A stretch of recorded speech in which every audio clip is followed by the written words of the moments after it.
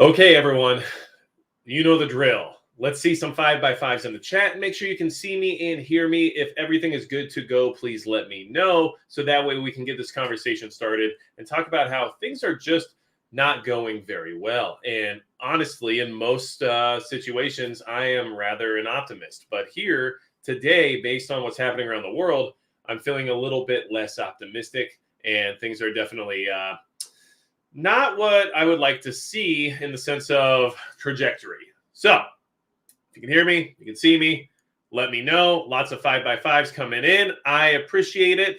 Durgan says you guys solved all the world's problems, so thank you so much for doing that while I was absent. It is exactly what I would prefer to have happen. And 10x10 from Fred Stanford. So things must be looking really good and really sounding good. Yes, there's lots of light shining through the map in the back because here in North Dakota, even though it's 8:30 at night, it is still daytime. And yeah, we are also looking at a rather large winter storm starting tomorrow. So this should be great. I'm really excited about it.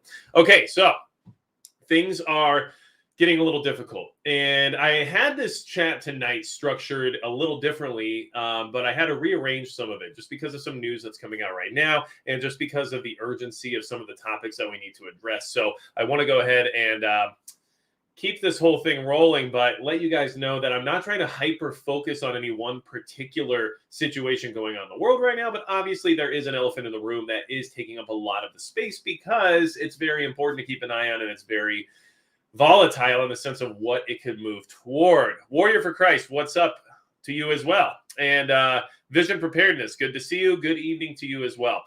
Thank you all for being here. RL, always good to see you. Tom Doolittle, hello. And let's just get started, everybody, because there's so much happening. We have to keep an eye on it. Now, this information right here was actually brought to my attention via Pinball Preparedness. It was just something that he mentioned earlier in a video today. But let's go ahead and get the usual screen sharing situation started here so that we can talk about exactly what's happening. Okay, so this is just like the Fox News running ticker on the invasion overseas right now, of course, and it is what it is. Obviously, you can find this, and we'll actually reference another one from a different bias of media here in a short bit. But either way, we see that there's just a lot of back and forth. You know, Russia accuses NATO members of running a psychological operation in Ukraine, which, you know, obviously I think any major superpower has lots of psyops going on all over the world, but okay. They use this new general, basically, who, you know, has this nickname related to being a butcher. But the whole thing that everyone's concerned about right now is that the Pentagon cannot confirm a report of chemical attack in Mariupol. Okay. Now understand that this is a big issue we have to really pay attention to. Not only would it be a humanitarian crisis, and not only would it be a situation where everyone will want to say, well, we have to do something, that chemical weapons are, you know, against the Geneva Convention and all these other things that would create a situation that people are not going to be okay with. But the thing that it concerns me about the most is the what if possibilities and the validation of such information. How much verification can we receive, and how will we know for sure that the source is exactly where it is said to be coming from? And the reason why that should be a big deal is something we'll talk about here in just a second, but I do want to just mention that this is, like I said, the Fox News version of what's happening over there right now. We can actually jump over here to a similar mainstream media outlet, but then, you know, get the idea of like a different style of bias as to what's going on. And it's all basically along the same line. Okay. So a lot of focus on Mariupol right now. And, you know, Austrian's leader did meet with Putin recently. And there's just a lot of things happening right now. But at the end of the day, and we know Boris Johnson's walking around the streets of Kiev and all this other stuff. Okay. Or Kyiv, however you want to say it, I guess. That being said, okay, this is a big deal, and there's a reason why it's a big deal. And obviously, we'll kind of maintain it and just kind of monitor the situation throughout the night in case anything breaks or any other, you know, more solid information comes out. But at the end of the day, and not Satch, MSM equals lies. Exactly. I mean, there's a lot of misinformation from any source right now. It's not just the mainstream media. Alternative media is full of it as well at this point in time. So it's very hard to sift through the different information. And there's a lot of stuff out there that I can access on alternative media, but I can't verify it or validate the source, so I can't necessarily share that either. And obviously, one big thing we have to pay attention to on a platform like this one is to do our best to not share what would be considered misinformation. And generally, at least on this platform, of course, if it comes from the mainstream media sources, that's not what it's considered to be, which is great. But it does hinder our ability to discuss some of the other things that are out there, because even just from my personal standpoint, I can't verify some of that information. So Utah Mike, so you're talking about the French fries, and there are certain words that I guess could be better to avoid depending on the situation. But yeah, so one of the things that I'm concerned about with that exact scenario is the fact that who benefits the most from said attack, right? If chemical weapons are being used, who benefits from it the most and who loses out, right? Well, at the end of the day, there's nothing that I would assume Russia would have needed necessarily to do via chemical weapons. They couldn't have figured out with conventional warfare or anything else like that. We haven't seen large scale bombardment or anything in the sense that's possible, more so than just, what has been happening. And yet, the use of chemical weapons suddenly comes into play. And honestly, the people who benefit the most from it are the people who are going to receive aid and help because of it. So that is something you always have to consider in any situation, is who benefits the most from these scenarios, and then take that information you're receiving and then try to digest it with that information in mind. And it does definitely make you question what's really happening, right? And Rose, yes, Herbal Essences has reached out to me, but I had to deny them because they have bad treatment of animals. So and that's all information I have no idea about. I'm just throwing it out there in a stupid way.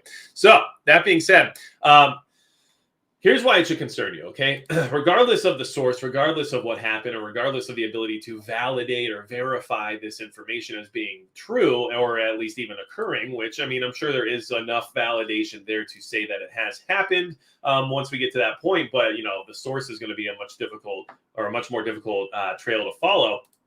But this is what concerns me, okay? This came out on March 25th. This is from the BBC, saying that NATO will respond if Russia uses chemical weapons, warns the president, right? So this information is out there and has been out there now for some time, that if these chemical weapons were brought into play, suddenly there's a reason for NATO to get involved, even if NATO wasn't directly attacked or directly encroached upon during this time. And of course, this article goes on about like what would happen if this happens, and who would be responsible and all those other things. But at the end of the day, this is what should concern you about this developing situation, because if NATO gets involved, things have just moved into a whole different tier of escalation, and it's something that we should want to avoid being part of, because at the end of the day, superpower versus superpower is something we haven't really had, right? Other than in the sense of like a Cold War, and we don't want it to be hot, because this is going to be very difficult, okay? Yeah, I don't wear those kinds of shoes, actually, USA Prepping, I promise you. So I have bought shoes at Sportsman's. Irish Setter boots are pretty decent, but at the end of the day, yeah, those aren't for me. Anyhow, Off-Grid Montana, thanks for checking in. We got Nightcry DePaul here as well. And you know what? Nightcry DePaul, just so you know, like I bought land, but I bought it in like nuclear hot zone territory. So, it is what it is, okay? Now, here's something else you want to keep in mind, that when you hear this information coming out, like I said, March 25th, so we're going on, almost 3 weeks ago at this point, we know that people have this basically telegraphed to them. Oh, well, if Russia uses chemical weapons, then the U.S. will get involved, or NATO will get involved, or will have backing. Okay, well, how do we make sure that there's a way that they know that these weapons were used, right? And then for a country like Russia, the worst thing that could probably happen is having NATO get involved, right? So you have to really wonder, like, what's happening in regards to all that, just because of the risk factor analysis, right? The cost benefit analysis of making these decisions. Now, let's go ahead and move on to another consideration around this whole subject, because it is something else that kind of revolves around this exact same concept. And it is interesting that they're kind of coinciding timing wise, at least, by a few days. But I do find it to be interesting that we also had this other situation, which was prior to everything else that's going on, but that there's this attack on an acid storage facility that creates toxic fumes that could blind the residents, right? So this is another thing to consider when you talk about the idea of like chemical attack. Well, okay, so here's a chemical situation where chemicals weren't used as the primary weapon, but as a secondary factor because of the attack are now toxic, fumes that are going to create blindness in people if they're within the area. Now, how do you differentiate between the two? Because just like what people are saying about some of the radioactive material stored in Chernobyl and some of the access to it that both sides have had at this point, the idea of using it secondarily as a weapon has been thrown around and tossed about and speculated upon. And yet we have this, report of this acid tank being bombed, causing this, toxic cloud to form. And at the end of the day, what is that considered, right? And so now you have both sides of the story, both having their own version of like a chemical situation, regardless of the source of it or whether or not it was the primary focus. So, like I said, these things are interesting. They're popping out on top of each other. This happened on the 5th, so 6 days ago. We can see how like this happened. Now we have this whole talk about chemical attacks. Now we have all these other things going on, and it is just it's a chaotic situation over there that keeps evolving into things that are going to create more problems. And as of now, and this is just my opinion, and you guys let me know in the chat your thoughts on this, but I'll just make a poll because let's see, give you guys a little something to think about. Basically, in my opinion, at this point in time, I feel like we are more than likely going to see a global conflict come out of this situation. Now, I'm not sure exactly what the level of escalation of that conflict will be, and I'm not exactly sure what we should expect in the sense of how nations will interact during those times. But I do not see this thing slowing down necessarily, and I don't see it resolving in a peaceful way, especially with the news that's coming out lately. Now, I don't know if you guys are aware of this or not, but the top news right now, if we were to go to the top news as to what's going on over there. Let's see if I can pull that up really quick, just because like I'm basically refreshing the front page and it's changing rapidly, which is, common during these times. But it's also something that, makes you aware of the fact that the media has a vested interest in continually getting you ramped up on this information, right? So right now, like the front news headline, and don't worry about my gas mask stuff up here, okay? But the front news headlines is about the unimaginable suffering and the fact that there's been atrocities against women and children. And there's a lot of accusations going on in regards to that situation right now. And it's creating an issue where we don't need all the sound or anything, where basically people are accusing military members of Russia from basically committing atrocities and crimes against women and children and all kinds of stuff.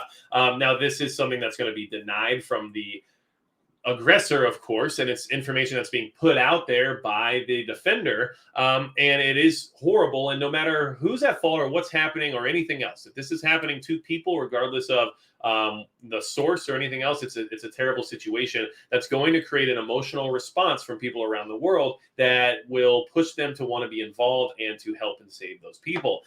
So there's a lot of interesting things going on there that we have to be very skeptical of, I guess is the best way to say it. Be careful for what you wish for. And one thing I've noticed, and this is something that I'm sure many of you can attest to, is that a large portion of our population here in the United States seems to be on board with involvement. And I think that that's naive, and I think that it's dangerous. And yet the more uninformed masses tend to feel that, send them in, although most of them are probably not troops and are probably not going to be deployed and not have to actually physically be involved with anything regarding it. But they're more than willing to send other people's children and brothers and fathers and sisters and mothers and everyone to their death because this is, bad and we have to do something about it. So this is something we have to keep in mind. A lot of the stuff that's happening right now because of the fog of war and the fact that information is so hard to vet, anything that comes out, you have to really weigh out risk versus reward and cost benefit analysis and find out who's going to benefit the most from that information, and then kind of take that into account when you're digesting the information. The other thing to keep in mind, and this is just something that is something I think worth considering, is that with everything that's happening over there right now, and with all of that stuff, the media is reporting on what's happening in a war zone with a lot of emotion, and that's understandable. But the thing that a lot of people maybe have a disconnect from is that, war is very ugly and it's not a nice situation. And the expectation that certain crimes and atrocities and violence and everything else aren't going to occur during an active war is also naive. So I think people are listening to this and they're like, well, how could they do such a thing? And I'm like, it's literally war. I mean, I just from my standpoint and from my understanding of war, as I have never been in a war zone, I will never claim to be, but just from, my understanding of history and things that have happened in the past related to other wars, past and present, this is not something to look at and say, well, why can't everyone just be nice during this? It's just not how it works. So there's a lot of arrogance, especially in uninformed parts of society where they feel like, none of these things should be happening, and they have no understanding of like what a hot war zone is really like, I guess. So that's just my thought process anyway. Now, let's see. T-Rex is basically saying, like, what comes first for us? A civil conflict or a global conflict? And that's a interesting discussion, because if you asked me that question 2 years ago, I think civil would have been a lot more of a reasonable answer. If you ask me right now, it looks almost like global would be more likely. And I think there's a couple reasons behind that. If you want my opinion on it, it's because we have a hot war already happening that's involving foreign nations, especially ones that are very close to our NATO borders. So that's something to consider. Article 4 could easily be invoked, or Article 5, sorry, and that could be very interesting. And then we turn around and we look into the fact that the nation, I guess, as a whole right now, I'm not going to go ahead and say everybody, but there's been a lot of, let's just say, buyer's remorse from one side of the political affiliation within the United States lately. And I think a lot of people are catching on to the fact that they may have been misled in some ways. So I don't think the divide may be as large as what it was back in like 2020, but I do think that the loud majorities of both sides are going to continually divide themselves, whereas the more moderate center and independents within the country are kind of more moving towards at least maybe some kind of seminal level of logic or something like that. It feels that way to me. Anyway, let's see here. Now,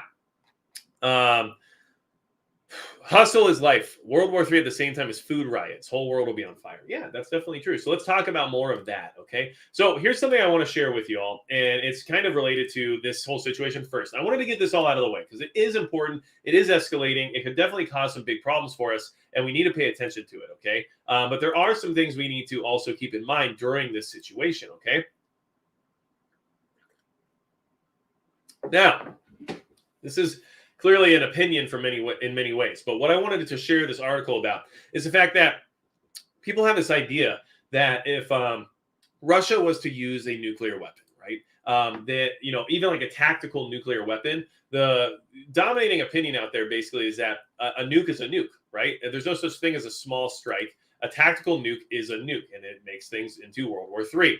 Now, what I want to say about that is that this article basically goes through to say, look, even though tactical nukes are very low yield and they don't have any of the same damaging properties as like some of like the huge, kiloton, hydrogen bombs that have been tested in the past, at the end of the day, that the average person, and especially if you're in that region, you're not going to differentiate a small tactical nuclear strike with a large, historically huge nuclear bomb, right? At the end of the day, a nuclear weapon is a nuclear weapon, and that's what this whole article's whole situation is trying to put out. But my kind of, I guess, intel I would take from this article was the fact that I think most people would feel that way too. And so I think that even if a small nuclear weapon was to be used, then the response would be warranted and almost necessary, because the general populations of the world would not have an understanding of, do we really want to escalate this into like a full-on nuclear exchange? Or do we want to just say,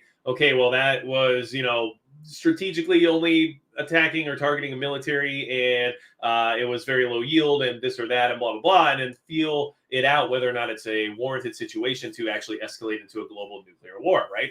I think the average population would say we have to do it. We have to do something. They're using nukes now, and now we have to go.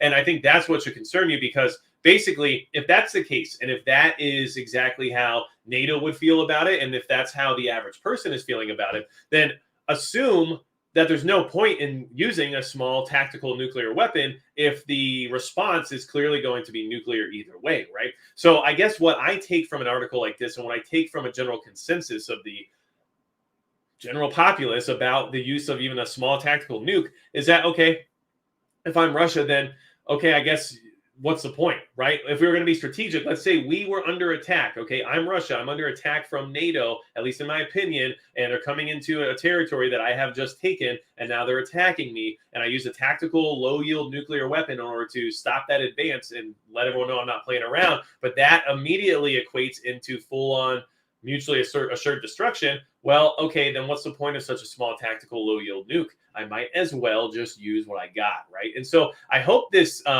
is kind of what you should think about when it comes to this scenario. People say a nuke's a nuke, and if they use it, we better do something. But if a nuke's a nuke, and then that's everyone's opinion, then don't expect something small to be used if anything's going to be used. And now what do you prefer, right? So this is kind of where things are going. That's why I feel this level of escalation that is going to keep pushing us more and more towards something very volatile here in the future, because at the end of the day, mutually assured destruction, and I don't know why I keep struggling to say that. It's really bothering me. But either way, that whole peace mechanism that's been in place for over 70 years is not necessarily doing the trick anymore, at least in my opinion. So now, let's go ahead. I'm going to jump back in the chat here for just a second, and then we have some other things to talk about that are going on around the world right now, and very important lessons to be learned. And if you're not paying attention, then you're not going to learn these lessons that I think we need to pay attention to. It's becoming very, I guess, obvious to me that there's some things happening here that are going to continually happen into the future, and that we shouldn't assume it won't happen to us just because we are separated by an ocean. Now, let's see here. Bees Nuts wants me to run for office. I don't know about all that. I don't know if I want to be involved with that. You know what I mean? Like, you guys don't want me to become a swamp creature now, do you? Okay, and then let's see. Ian Negan says we have the Moab that has the power of a tactical nuke. I would think Russia does also. So yeah, and so like I said, there's conventional weapons that can do a lot of destruction and a lot of damage that aren't chemical, aren't biological, and aren't radiological or nuclear, right? That being said, then what is the purpose for why those weapons were suddenly deployed, right, in Ukraine? That's why you have to wonder about these things. And the other thing to consider is that we were already aware of the thermobaric weapons being used, and of course they could use more of them if they wanted, and yet I'm not seeing any reports on that any longer either. So there's a lot of interesting little pieces to the puzzle here that keep going. Now, Gray Man Prepping, thank you for being here. I appreciate it. And I do want you to know that I really appreciate the mods here. And if you guys want to check them out, almost all the mods here have a channel of their own, and they have great stuff. So make sure you support them as well. Gray Man Prepping, Northern Girl Hobbies, Prepper Now, like really good channels that have some really good information. Okay, now, and I do want to say I'm a little messy today because I've got like my taxes spread out all over the table here, and I'm just like, oh my gosh, like stuff I wish we didn't have to do, because how many times are you going to get taxed? Like 4, 5, 6? All right, now. Grisio Nemo says we fixed global warming with nuclear winter. Well, thank God for that. So thank you for reminding me of our impact here on the planet, I guess. All right, moving on. There are a lot of other things happening. So I titled this video, "Why You Need to Keep Prepping While It All Falls Apart." And of course, the thumbnail said, everything's falling apart. But because it is in many ways. And I just don't think we're privy to it yet in many ways, because some of us don't have access to the backdoor information that other people do, aka what you're hearing from distributors, manufacturers, warehouses, everything else related to logistics and the supply chain. But things really are falling apart, and basically, just keep in mind that people in the preparedness community have their finger on the pulse of this stuff, because it's something that helps us prepare, and it helps us keep an eye on what the real threat is so that we can adapt to it. And we talk about these things, and then nothing happens for like a month or two.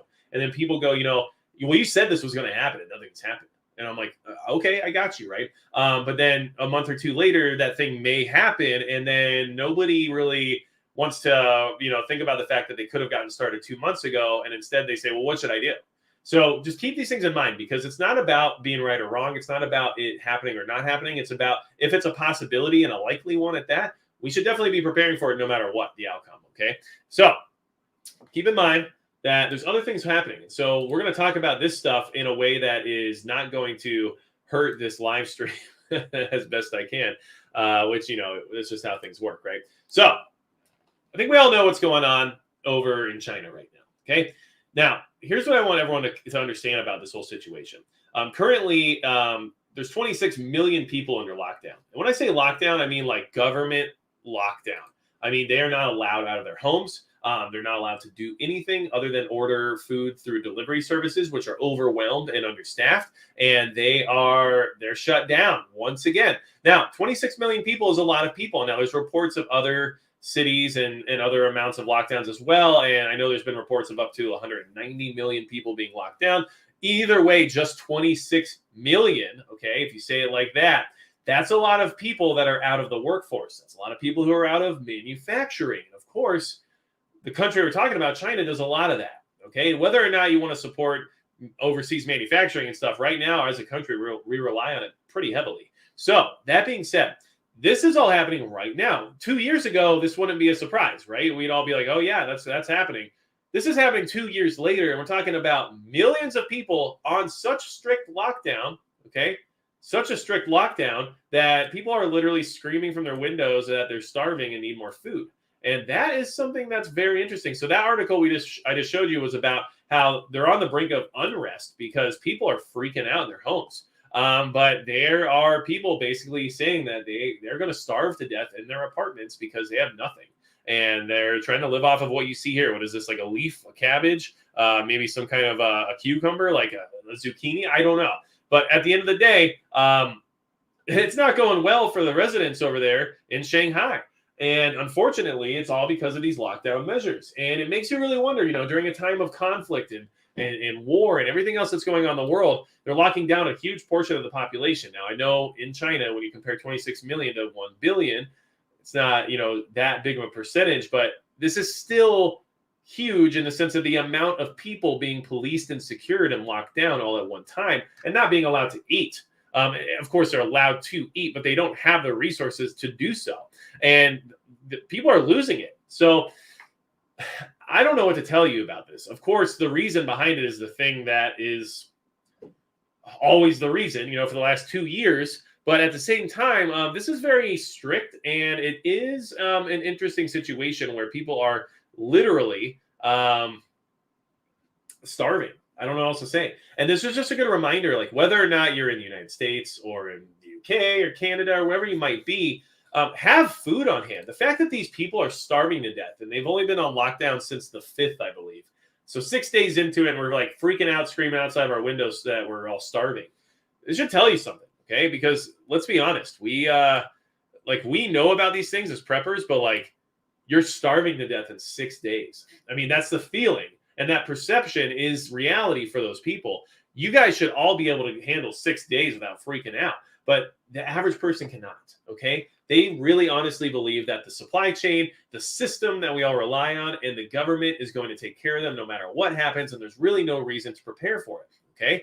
Now, look, I'll tell you that, I talked to a guy yesterday, a guy I like, okay? He doesn't know who I am necessarily in the sense of what I do here on YouTube, but we were just chatting about the state of the world. And one of his first options for what he was going to do, his plan was, and he said this to me, so you guys can all get a kick out of this, but he said, well, I just figure that, when things get bad, probably just go out and shoot all the preppers because, I'll just get all their stuff.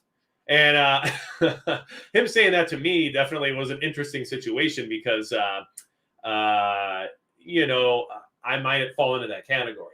And of course, I didn't say anything. I just let the conversation go. And I said, yeah, okay. But that is a lot of people's thoughts. So instead of preparing and instead of stocking up or at least being ready for something like this to happen, people are just going to take it from somebody else because that's the best plan for them, right? Now, that being said, okay, this situation is really happening. And this is something that is clearly going to escalate. Over there, they've been doing this on and off again, and they have a zero policy, right? There's a lot of interesting things going on here. One thing I want to keep in mind, and this might be a video here in the near future, so keep an eye out for it, but you remember all of our reactions to what started, 2 years ago? We had a lot of reactions, right? We did a lot of things, and what an interesting time it was where we, on the fly, went through and we basically, we built field hospitals out of stadiums. Okay, we took military ships and dock them at port in order to facilitate medical aid to large amounts of people. We had a lot of training in the sense of how to deal with a mass casualty event. And that's kind of what it looked like. And then you start connecting the dots with that. You start looking at some of the responses from other government organizations. And then you also look into the fact that, 10 years ago, we had all that weird stuff about lots and lots of black storage containers, the shape of a 6'2" object. I'm just throwing it out there. There's a lot of interesting correlations, and it makes you wonder just how prepared we are for some of this, considering that we did a lot of practice runs over the last 2 years that didn't really facilitate a whole lot. I mean, that medical ship that was ported in New York didn't, I think, have a single patient. It's just things to consider, okay? And now we're seeing what's happening in Shanghai, and you better keep in mind that there are people in this country who think that that's something they would like to do or eventually need to do. All right. Now, Stephen Petrokowski. Yes, you got it. Exactly. Back in the day. That was back in the day stuff, okay? That was like you were like a weirdo on the internet if you knew about that back then. So, all right. Now, let's see. JJ Dumway, who do you think would be the most likely to use an EMP against us and have the most to gain from doing so? Russia or China? That's a tough one. If you want a curveball, I would say there would even be evidence that maybe we would use it domestically. I'll just throw that out there and let you think about it. Now, this search I pulled up is just me searching for how many people are currently under lockdown in China, right? And here's what's interesting, all the different numbers. But if you go through and you start adding it up, so you have 26 million in Shanghai, and then back in the middle of March, you had 37 million people in Hong Kong, and there's a lot of different things going on. So these all add up eventually. 51 million people on March 14th, right? So there's a lot of weird numbers coming out. We can't really trust all the numbers that we receive from that region, but it was just kind of my way of showing you guys, look, there's a lot of different numbers coming out here. But at the end of the day, they're doing it. And we're talking mass lockdowns. We're not talking about, hey, 6 feet apart and all that stuff. We're talking about literally don't leave your house or you're going to be in trouble. And they actually have drones patrolling the city with loudspeakers telling people what they can or can't do. I hope to never see that here in the United States, but that is something that's happening right now in the world, and it should at least, keep you alerted to it. All right. Now, let's move on. And sorry for that interesting answer I gave you there, JJ Dumway, but I have weird thoughts lately because there's just a lot happening. Okay. Now,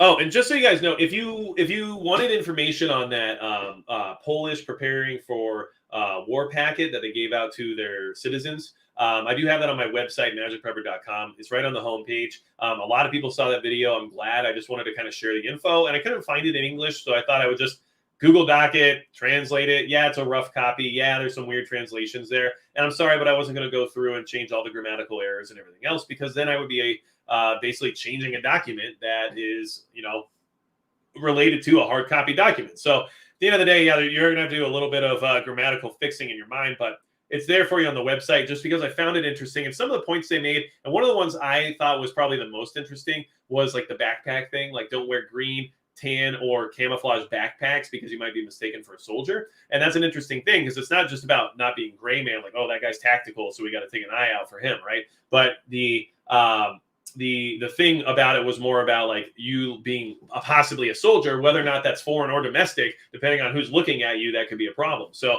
I thought that was interesting. Anyway, and I'm like a camo backpack guy, so I'm just over here maybe I should get a blue backpack at some point, I guess, just in case. But I mean, honestly, I like camo. I like where I live, knowing that I can hide if I need to in a wide open terrain with barely any trees. So for me, camo is still probably the better option if I'm going to be traversing a large part of the area, with a backpack. So lucky shot. Thank you for the sticker. I appreciate it. Now, I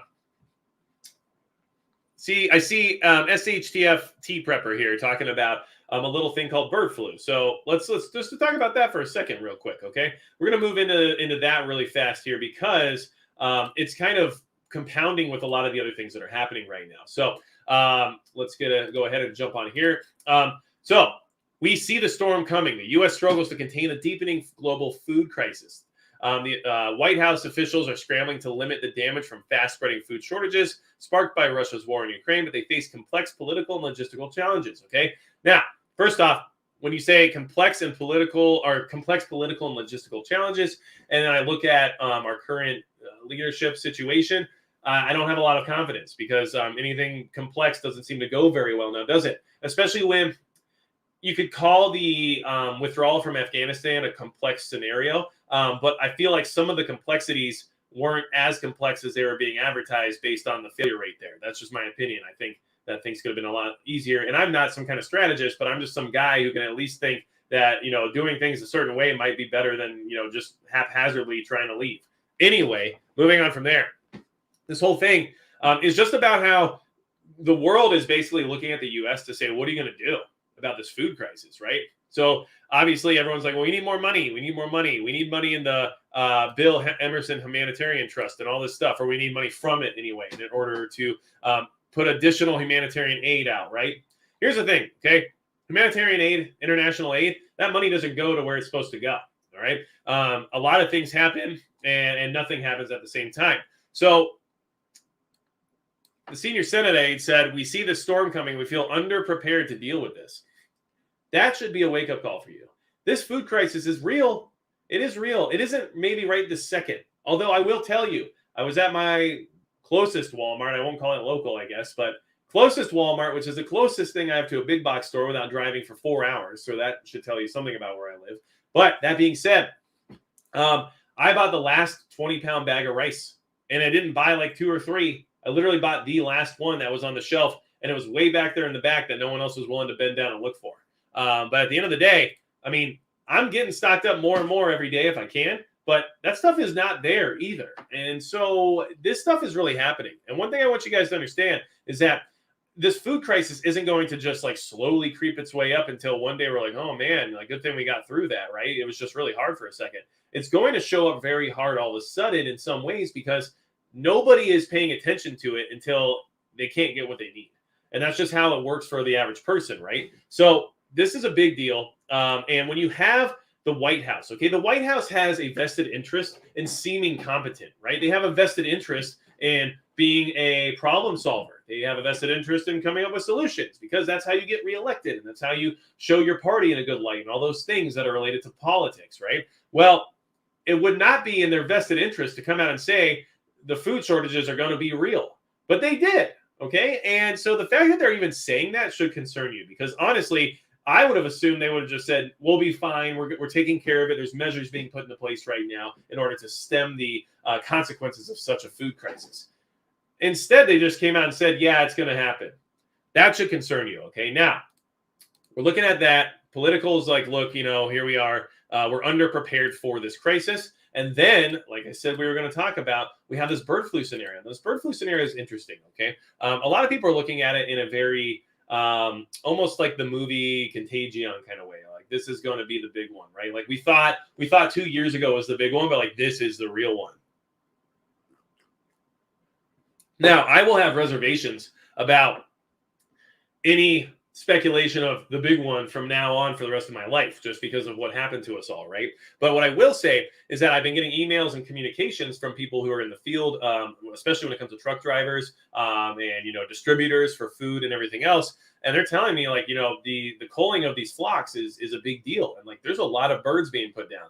But that being said, this article is about how it's not just happening to poultry and it's starting to happen to wild birds. And the problem now is that culling flocks might not actually fix this problem because these wild bird populations are starting to acquire it as well, which means the process of spreading it and the ability for it to grow is going to become more and more likely. And that is a big issue because these wild birds are not caged. They're not kept, in a way that allows them or not like takes away their ability to fly or any of those things. And this is starting to become a little bit of a bigger deal, right? And now we're saying the scientists believe that these wild migratory birds actually brought it here a few months ago, all right, to North America. So it's something to watch for. I am not going to look at this and say, this is it. Better watch out, right? I mean, I think it's a problem for the food supply more than anything else. I think that this is just one more, straw on the camel's back that we didn't need. And that it's just going to create that many more issues when it comes to our food supply, which is the thing I'm most concerned about, probably more than anything else right this second. Although I do see this whole possible use of chemical weapons situation escalating things into a territory we definitely don't want to be in. But this is just one more thing that shows why food preparedness is such a big deal, food storage. And I've been saying this for a while, and I want you guys to always remember, like I store non-perishable food. If you're stocking your freezer to the brim, but you don't have any non-perishable food, you're hurting yourself. You got to figure it out. You got to have a good balance. It's okay to have stocks in the freezer and in the fridge. It's fine. And if you have ways to keep those running with generators and stuff, great. But at the end of the day, it's still easier and better served to not have to worry about large appliances during an emergency and rely on food that doesn't require refrigeration, especially for a very long-term scenario, and especially if you're trying to eliminate some of your footprint. Now, if you have like a full-on solar generator setup for your home, that might be a different story. And I am talking to EcoFlow about a project here in the future where we might be able to do that here at my home, to give you guys some ideas about like what is a possibility out there, because things have changed in that market. It's no longer a solar city. You got to lease everything and do all this crazy stuff in order to acquire it and then be plugged into the grid anyway. It's starting to become a very portable and modular system that you can build from the ground up, one piece at a time. And it's actually very interesting how some of these new units are coming together. But that being said, this food crisis is huge. And this bird flu thing is something we should watch out for. A, for the food, and then B, for the secondary factor of a possible contagion that could create issues. And what they're saying right now is there's only one known human case, okay? So be that as it may, 2 years ago, that whole thing started with one case as well, right? So, I mean, I'm not going to say that this is going to be that next thing. A lot of people are saying that. I'm just more concerned about the fact that this is one more thing we didn't need when it came to the food supply. And here we are again, right? Okay, now, let's see. Squidward, should we follow you on other social media? Yeah, all right. So, I'm on Facebook. I'm on Twitter, but I don't really post there. But basically, that's just where I share, like, hey, there's a live stream tonight. Come hang out. And I even forgot to do that tonight. I'll be honest. I'm a one-man show. I have help from my wife from time to time, and she does a great job in the Discord, which I do suggest you guys join in order to network and talk to other people that are involved with preparedness. And I would say that's probably the best other social media outlet for me, for you to be a part of, because it's not about me, actually. It's about you being able to network with other people in there. And if you ask some of my mods, sometimes I'm rather absent from the Discord, and it can be problematic. But I'm just extremely busy lately, and I'm trying my best to balance a million things. But with all this stuff going on, there's a lot to do, I guess I would say. And I'm trying to figure out my property. I'm trying to figure out a lot of other stuff. And I apologize for not being as active as I would like to be. But yes, please join the Discord. A great place to be if you're looking for other social media. Yeah, I have an Instagram. I barely post there too. Guys, it's hard. And I'll just give you a bit of advice. If you have a YouTube channel or you're trying to do like social media, focus on one platform and be the best at that one that you can. And then use the other ones as like satellite platforms. But it's hard to spread yourself thin around everything and do good at it. That's just my opinion. And that's what I've been told before as well. So now, MacBean Scottish Fitness, good to see you. Glad you're here.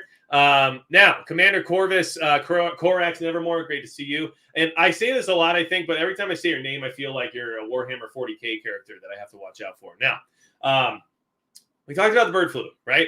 And that is something to keep an eye out for. And then, just so you know, other parts of the world are actually starting to adapt to this new scenario.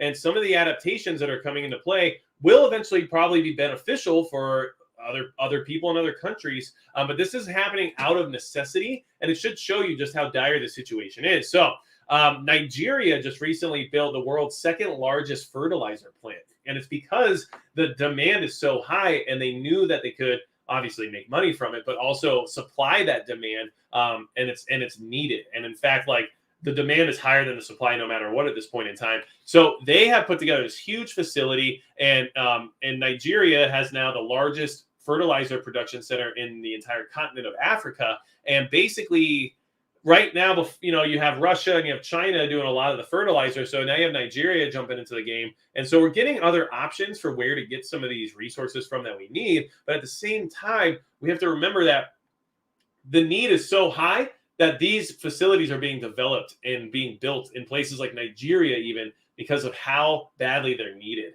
And what I would say is that this is probably good news in many ways, especially if they are willing to work with every other country. I believe in this article they talk about how Europe is like a huge push right now for getting like urea and stuff from them. But at the end of the day, one thing we have to keep in mind is that either way, this thing was probably like 2 years too late, right? So everything we see new, and I wanted to use this article as an example for that. This is good, right? We need more production. We need more resources. People are already falling behind, right? But everything is a little too late, okay? And we're always going to be playing catch up from this point on, at least for a very long time. I'm not exactly sure when those points will meet again, where we finally caught up from the deficit and we can be back on like an even playing field. But for now, we're playing catch up no matter what. And so this is good because it's more production and more capability, but it's bad because it's too late. And so it's just a way to keep catching up rather than actually being on top.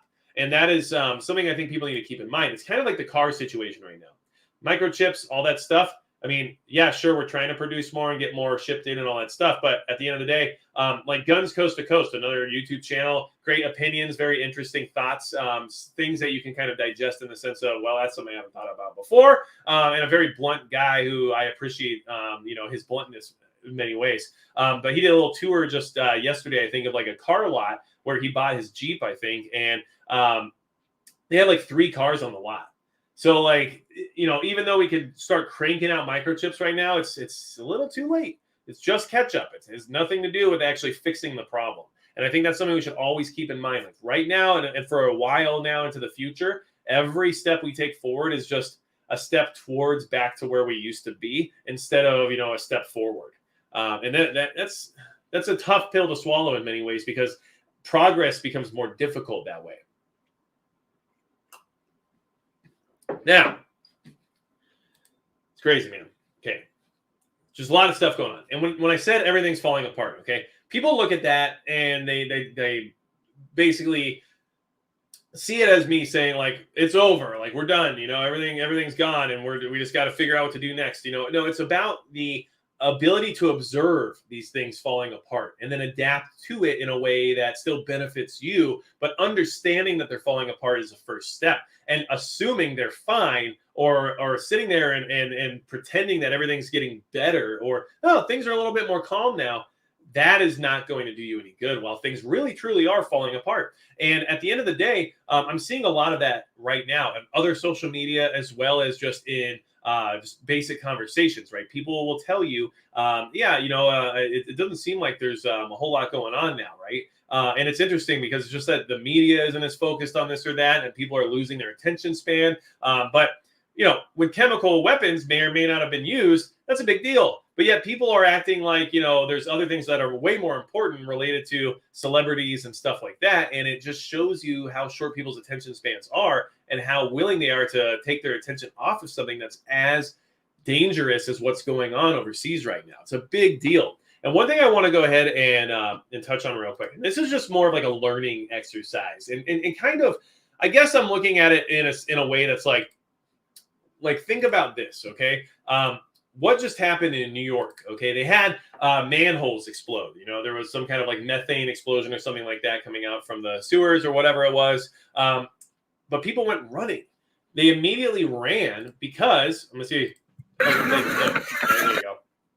So people are running because we've actually been conditioned at this point in time to hear an explosion and assume the worst. And at the end of the day, even though this was basically a false alarm, yeah, it's still dangerous, of course, but it wasn't like an attack, which a lot of people probably assume just because it's New York City and there's a lot of fear of that still, of course. But at the end of the day, I actually was impressed that people reacted that way and actually just started running.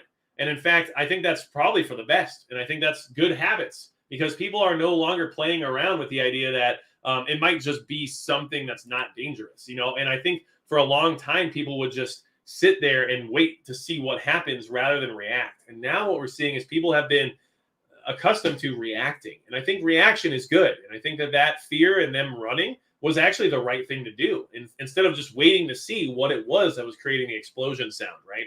So I think that basically we found ourselves in a situation where that is the general consensus. You hear something, you run. Now, that being said, I will say, and William Pence, yeah, we've talked about that earlier in the chat. But yes, those reports, they're not confirmed yet necessarily, and always weigh out the cost benefit factor as to who gains the most from something like that, and always apply that to your thought process. That's just what I talked about earlier. But what I want to say, I definitely appreciate that people are accustomed to the idea of survival, right? Let's live. And here in a little bit, we're actually going to talk about something else related to that I thought was interesting. And look, not everything has to be doom and gloom, but there is some light at the end of the tunnel. There's some positives that we can touch on, and also, still talk about the fact that there's some ridiculousness too. But honestly, this shows you that society is ready for some of these things, because people are starting to actually adapt to the idea that they have to try to stay alive rather than expect to. And the other thing to keep in mind is that this whole city thing is what is becoming living in a city, right? The expectation of danger, the expectation of the need to survive. There's a lot of interesting things. So, guys, what I did, you guys know I work with fleetacity.com. They've been sponsoring the live streams this month, and it's just a way for them to kind of talk to you guys, but also let me kind of just talk about it without it being like a commercial necessarily. But like I said, if you guys are looking to relocate to Idaho or Montana, and you want to be self-reliant, or maybe in the future be part of that self-reliance community that they're working on building, which I think would be cool. And everyone's going to have like a basement or a de facto bomb shelter or something like that. There's a lot of cool stuff that we're talking about. But anyway, and I might be involved in some of the consulting there, which would be cool. But either way, if you're looking to move to those two states in particular, Idaho or Montana, go to fleetacity.com, send them a message, tell them I sent you. And if you're affiliated with me, hopefully they take good care of you. And if they don't, send me a message on my contact form on the website, and I'll do what I can to help facilitate whatever you got to do. But that's just something that, they reached out to me about. I thought it was a good way for other people to find themselves in a better situation. And when you see this stuff happening in like New York City, where you have to be on edge constantly and hear explosions and immediately run, I can see why someone would want to leave the city and get into a better situation. But just don't bring your crap with you, because you won't be accepted into that community. People don't want to live with the people who want to turn their small town or their rural environment into a city. So make sure you're leaving for the right reasons. And if you're trying to just turn whatever you end up at into the same place you were at before, just stay where you are. Thank you for that. Now, I do want to say that I honestly think that there is a lot more interest in preparedness. And just in case you guys weren't aware, there was that Epic Times article where I was interviewed, and I didn't know how that was going to go, in all honesty. And I wasn't sure necessarily if it was like a good idea or not, just because you know how the media likes to spin preppers sometimes. But I thought it went really well. My interview was said, verbatim for what I said, in the sense of I was quoted correctly and properly, and everything was and done in a way that was sensible and logical for why being prepared is a good idea now. So I really appreciate the writer there, Alan Stein, doing a great job by sticking to his word. Because I basically said, hey, look, man, I am going to gladly take this interview with you as long as you don't try to make me look like a crazy person and make preparedness seem like a ridiculous idea. Because if that's what I end up being involved with, I'm going to be really upset. But he was super cool about it, and I think the article came out really well. So if you guys didn't have a chance to check it out. It's Epic Times. I think they have like a subscription thing. I think you can get like some free articles if you just send your email or whatever. And if you can't read it, it is what it is, But it was cool, and it was about how basically preppers are figuring it out, and everybody's starting to follow their lead because people are wondering like what to do, and preppers have been doing it this whole time. So it was really a good experience, and I might be able to work with them more in the future, actually. So that should be cool.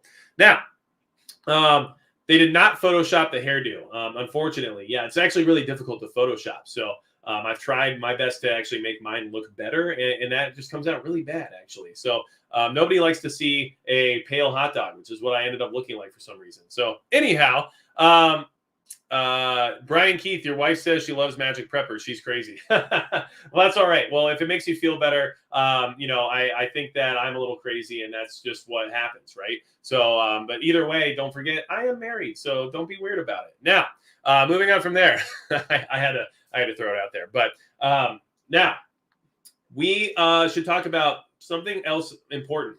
Okay, some of you might not care about this. I get it, but you probably should care about it. And it's about the new rulings from the ATF, okay? The ATF basically just came out and said, we're trying to get rid of 80% builds, and we're trying to get rid of people being able to create their own suppressors and stuff like that. And now they came back and they started redefining what makes something what it is, like what makes a receiver, what makes a suppressor, all this stuff. Basically, the thing to keep in mind here is that the ATF is regulating things that are protected by the Second Amendment, and the ATF doesn't actually write laws and isn't actually a legislative body, but for some reason as a bureaucracy can come out and just say things and do things, and it's allowed. So at the end of the day, this should concern you just because it is more infringement on a very basic right that I think most people in the preparedness community should be concerned about. And at the same time, it's just more overreach that we don't need. This doesn't solve any problems, doesn't help anything. Okay. Oh, these criminals are using, ghost guns or whatever they call them, right? Wow. Oh, you mean they're going to break the law? That's crazy. So they're going to use them and then break the law. They don't care. It doesn't matter. I don't care how many times you have to say it, but it's just true. If you're going to break the law, you're going to break the law. So at the end of the day, this punishes people like you and I, and it's from a legislating body of people who aren't allowed to legislate. But they just do, I guess, and it's something we need to pay attention to because it's overreach and authoritarianism, and we need less of that, in my opinion. Now, moving from there, okay, and I hope this doesn't hurt my Form 4 in any way. If you're watching, guys, go ahead and send that through. Thanks. All right, so, but let's talk about this. Now, here's something I'm going to do. I'm going to tell you some things that are on a particular news site on their front page. I'm not going to tell you what news site it is, and I'm not going to share the page because I feel like that might cause me some problems. So you guys guess what the news site is in the chat. Feel free. I'm not going to verify or validate whether or not you're correct, but I think you guys have. The idea, okay? And I think it's important to always reference both sides of the story. I think so, don't you? Now, let's go ahead. Okay, here is the front page of a particular news site that's no longer around in many ways, and it's something that we should at least keep an eye on as getting a full view of what's going on, okay? Let's see. So Hungary says it's ready to pay for Russian gas in rubles. Interesting. So we have countries finally signing up to that and saying, okay, fine, you got us, right? Okay. Let's see. Russia launches a probe over a Ukrainian ISIS-style social ad. Interesting. Okay. Pentagon warns India of the China threat. Okay. Let's see here. No alternative to Russian oil, OPEC tells EU. Biden bans ghost guns. Interesting that they're reporting on this. But there's some other things that are interesting too. EU fails to agree to Russian energy ban. Russia seeks to end U.S.-dominated world order. All right. China slams U.S. over Russia sanctions. EU now an arm of NATO. Canada denies training Ukrainian neo-nasties, the nasty ones. And the Kremlin responds to Clinton's NATO statement. Okay, so that is the other side of the argument. Now, do with it what you will. Like I said, fog of war. There is a lot of misleading information being put out there. But as somebody who wants to be as well-rounded as possible, somebody who wants to be as informed as they can be, you need to look at both sides. You do. It's what you had to do during the last 2 years. Okay. If you took all of your information from one media source for the last 2 years, you're doing one of two things, right? You're always indoors, or you're always wearing something on your face, or you're doing whatever you want. You don't care. That's kind of like the balance, right? So if you don't take both sides and try to figure out exactly what's going on, that's a problem, right? And I think that we are doing ourselves a disservice by writing off any information we can receive, because even if it's all fake, we can at least use it to analyze it and then decide that, and then realize what it is that may or may not be more likely or more the truth, right? So these are things that we definitely need to keep in mind. Now,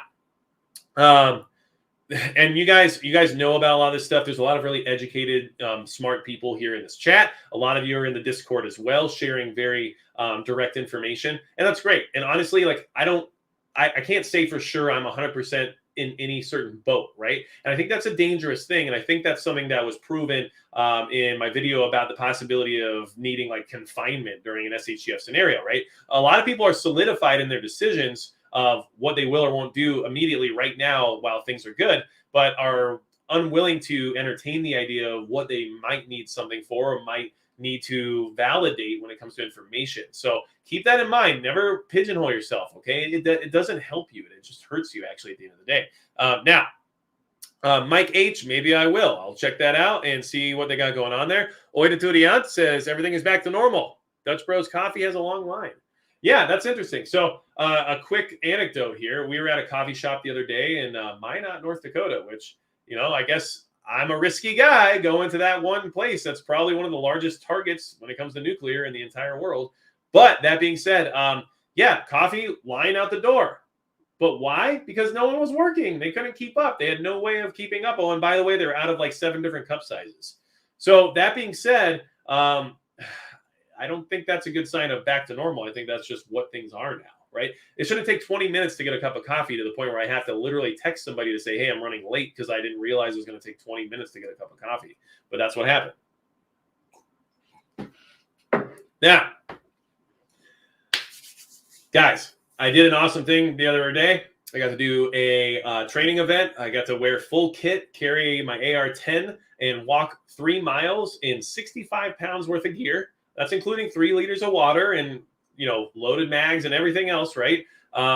Plates and all that stuff, and the rifle, of course. But at the end of the day, what an experience, because it is hard to just do that. I understand why a lot of people haven't been able to do that before.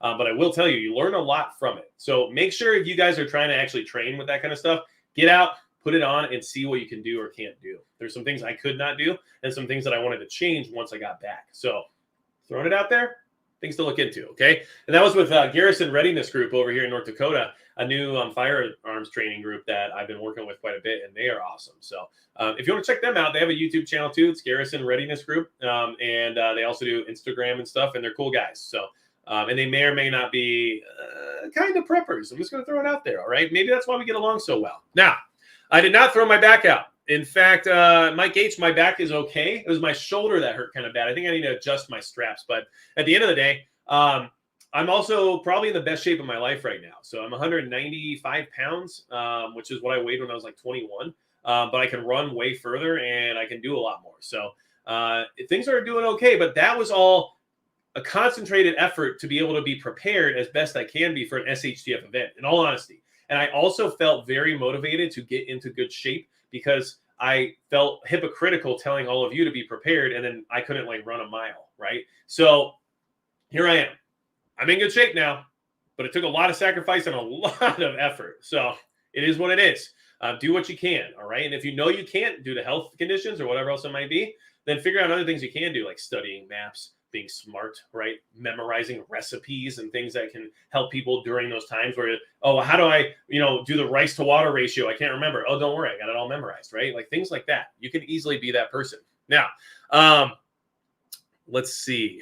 I'm 6'3" and 195. So that might make a little bit of a difference too, just saying. And yeah, anyway, 5'5", 190. now, Yardbirds, be nice. Okay. Anyway. What else are we going to talk about? Well, there's some other stuff I want to talk about, guys. Okay. And this is something that's kind of like a positive and a negative a little bit, but mostly a positive. Okay. This is an article I thought would just be fun to share with everybody. All right. And it is about the top selling Amazon products of 2022 so far. And this is why it's going to be interesting. Promise you this is related to preparedness. I swear I'm not just like, check out this sweet new mascara kit. All right. No, I'm not moving into that YouTube genre yet, but it is very lucrative. So I got the hair for it. That's all I'm going to say. Anyway, we're going to go ahead and talk about this article because it's cool. So top selling items, 90 top finds for 2022. These are best-selling items on Amazon. So let's start scrolling. All right. You'll get the idea here soon. Okay. Scrolling, got brushes, toothpaste. We got lots of makeup stuff, lotion. We got feminine products, exercise machine. Okay. That's good. That's cool. It's, low key, good for an apartment and, preparedness and physical fitness. Sure. Okay. We're moving. Oh, wait, here's a Life Straw. Okay. So Life Straw is one of the top selling items for 2022 so far on Amazon. So that's interesting because basically people are at least considering the idea that they need a way to drink clean water if an emergency happens, and they're buying up a bunch of Life Straws. So I think that's a good sign. I think that preparedness is becoming more mainstream and that the average person is doing something about it, right? They're doing something. So, okay, great. Now, let's keep moving on. Okay. And I'm just trying to show you guys how preparedness is becoming like more of a reality because people are actually seeing that this is necessary. Okay. Treadmill, great. Elliptical. Okay. So people are getting into shape. That's good. Yoga mat. All right. We got, health watches and stuff. Okay. We have those pants. All right. And we're going to keep moving. Okay. I swear there's other preparedness stuff. Okay. So the disinfecting wipes. Remember when those were wiped off the shelves? Well, you can buy them now on Amazon again, and they're around. I would get some. Honestly, they're the easiest way to clean a surface and kill any bacteria on it. And during SHTF, it'll be nice to just wipe something down, get rid of it, burn it if you want or whatever. Not indoors. Don't be like that. But you know what I'm trying to say is that there's just uses that these things have. And then at the same time, they are good for keeping things clean, especially if running water and stuff might not be an option. Okay. So some more preparedness items, basically. And, there's not a whole lot more.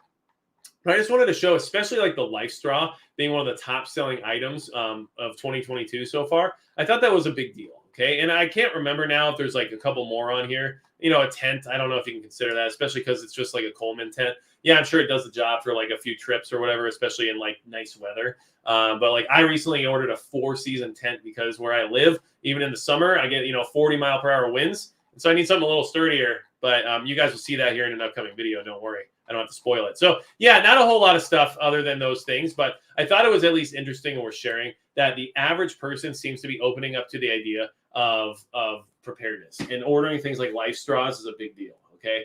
To be one of the top selling items of 2022, I'm okay with it. I'm okay with it. I think that the more of us there are, the better. And I think that we need more of us.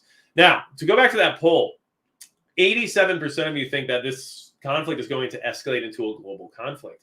And if this chemical situation is, well, let's just say governmentally verified by whoever decides to verify it as being an attack with chemical weapons, that was done by Russia. And Biden has already said that NATO will have to be involved if chemical weapons were used. Well, what does that tell you, right? I don't want to have that happen. I really don't. Guys, I live in Minuteman missile territory. I don't want that to happen. I just don't. But it might happen. And if it does happen, I'm much more ready for it than a lot of other people. And I can feel good about that. Yet, there's a caveat. I'm much better prepared than a lot of other people. But a lot of other people are the people you have to be the most concerned about. A nuclear explosion, that's really bad. But if you're in it, oh well. And if you're near it, yeah, it's going to be tough. Okay. But if you're not in it or near it, the people are going to be the threat more than radiation. And that should definitely be a big factor in what you're doing lately with preparedness. And if you have a year's worth of food and you have a month's worth of water and all kinds of stuff, you're doing really good. But if you don't have a way to protect that stuff, that is going to be a problem too. I really believe that. That's why I really try to keep up on that aspect as well. Yeah, is it cool? Of course. And yeah, is it unlikely to be ever used? Yeah, I really hope so. But man, if you do have to use those things, you have to use those things. And that is why I train and why I'm getting more products. And I just got a package with a bunch of level 4 ceramic plates. I'm going to be doing some ballistic testing. I got some really cool Gray Man style armor products on the way. I'm really trying to kind of keep pushing what we do here on this channel. And building the shooting range in my backyard is going to allow me to do a lot more of that kind of stuff too. But don't worry, it's not going to turn into a gun channel. I will definitely I'm going to say it's going to be like a 75-25 ratio, okay? Because in all honesty, a lot of the gun stuff is kind of what got me started on this channel and what got things moving for me. So I kind of still owe a lot of those people some additional content, let's be honest, all right? And YouTube has gotten better about it. They really have. Some rules are done. Can't have a 30-round magazine in an AR. Okay. Good thing I run an AR-10 a lot. Yeah, see? Workarounds. But that being said, they've still allowed for a lot more than they were previously. So I can at least give them the credit where credit's due. Things are heating up. And things are not getting better. Don't fall for it. Just don't. Okay? I have friends that are trying to buy a house. They can't. Why? They get outbid every single time. Thousands of dollars over asking price. Tens of thousands of dollars over appraisal price, which means all that money has to come out of pocket. People don't have that kind of resource. Competition's huge. Okay. Then those same people, what they're using to make money, they're not able to do it because they can't get products in to sell. What are they going to do? Okay.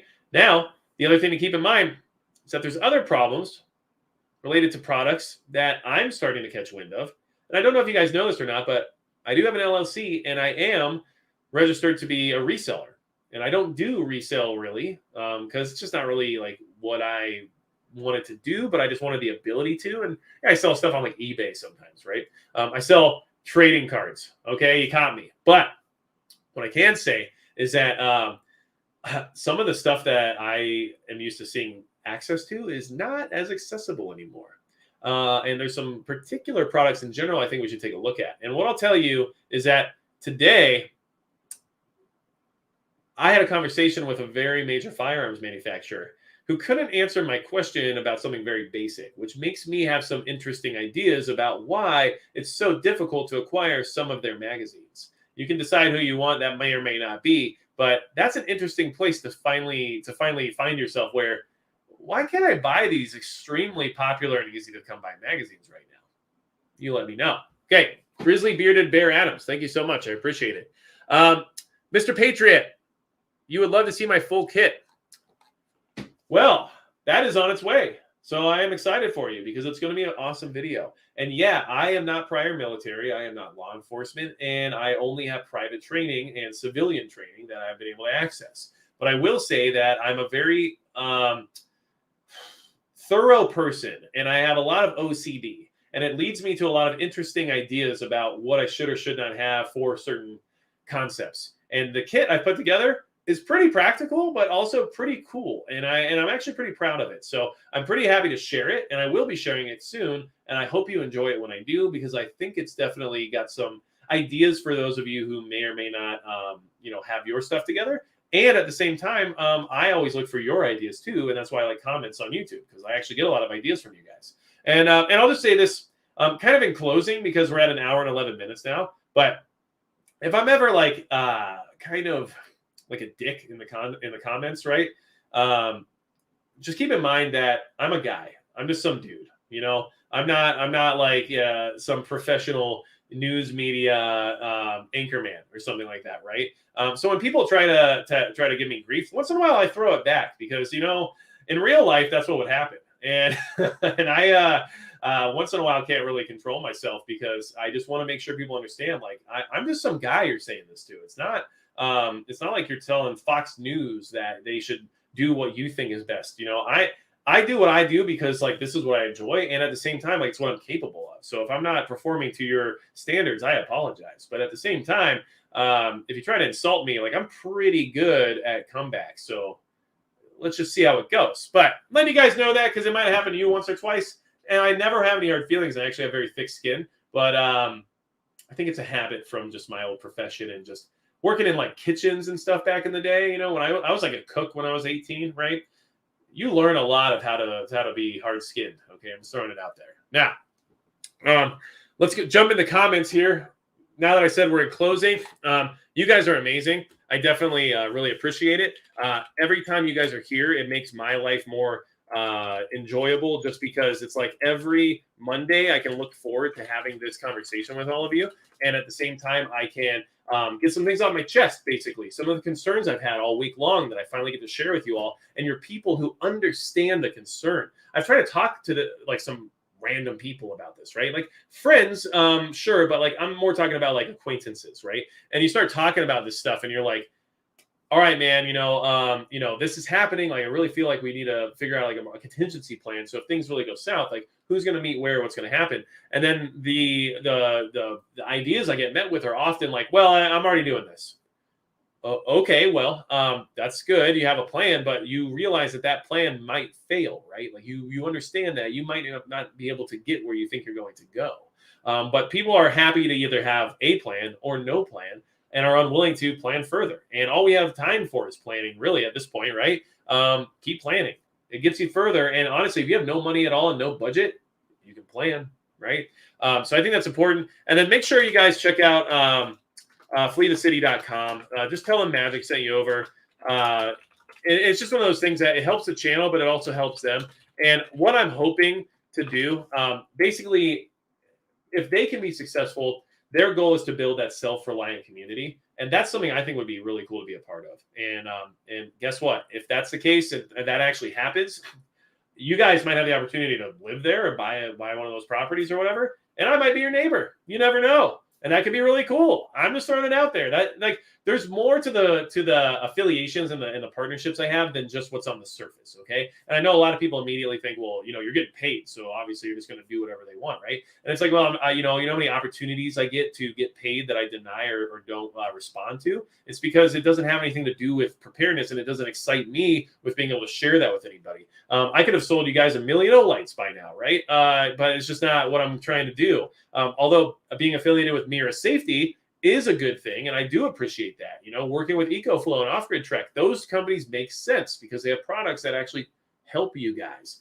And now that I'm going to be shooting on my own property and have a shooting range here, I'm working with Axle hearing protection and Gators protective eyewear and stuff. And these are great products, not only for going to the shooting range and stuff, but also for an SHTF scenario. Because honestly, I think people underestimate the value of safety glasses during a SHTF event. I mean, think about in the event of like a building collapse, how much debris is in the air and how much can be saved in the sense of your eyes by just wearing some protective lenses.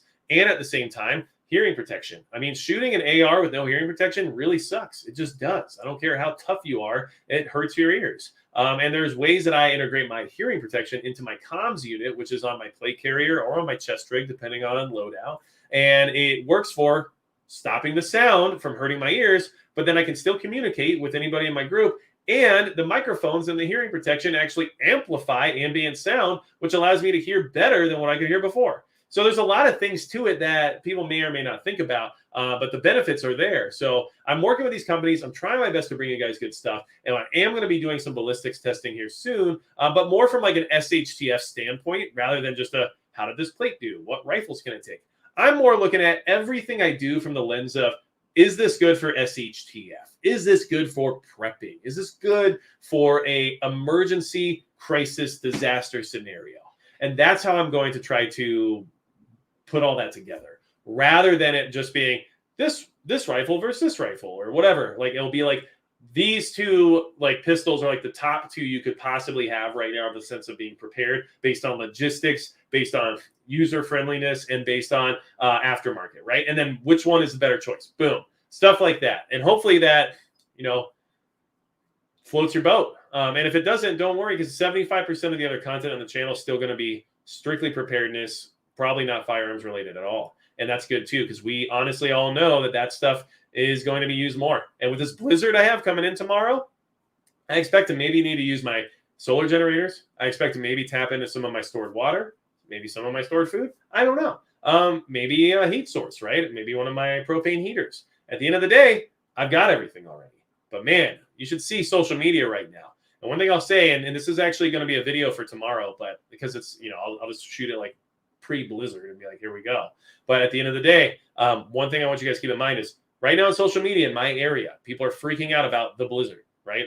Oh man, here's a blizzard coming. We got to get ready, get prepared. People are hitting the grocery store. People are buying all these, non-perishables and bread and milk, which they always do. I don't know why. But at the end of the day, everybody's panicked because this blizzard's coming that will last 2 or 3 days, right?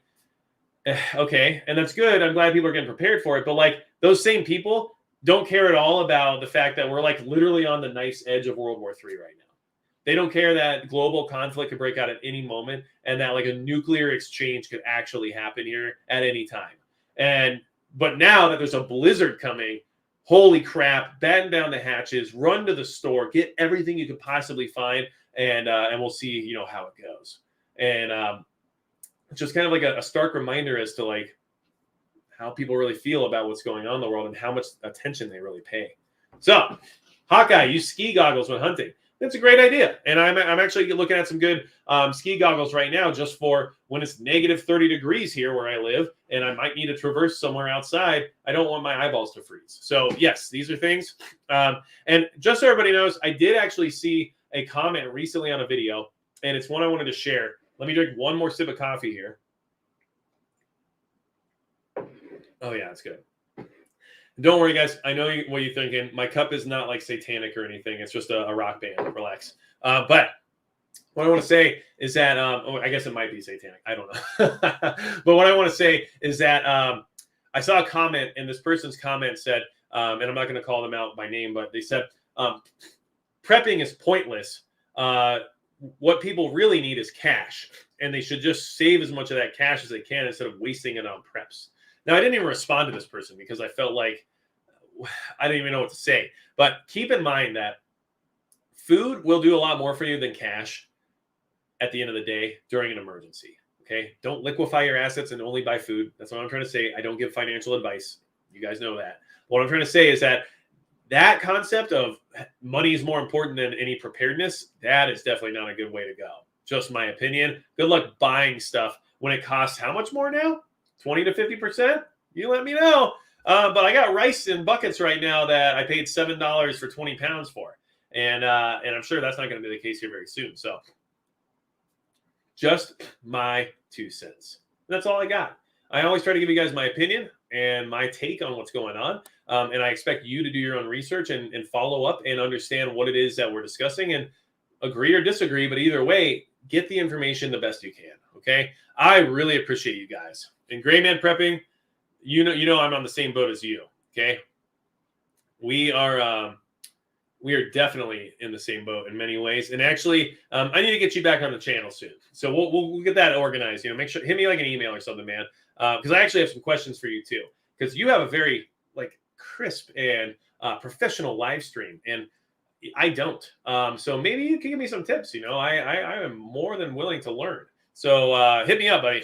And I'm glad that all of you made it. If there's anything else you ever need from me, magicprepper.com is the place to go. Don't forget, that's where you can get that Polish war pamphlet they just gave out to their citizens, and I have it translated for you. So just check it out there. That way you guys can get that information and see exactly what Poland's telling people to do right now in the sense of preparing for that. Another good tidbit from it, don't hide in groups. The more people you're hiding with, the more likely you're going to be met with lethal force if you're found. Interesting, right?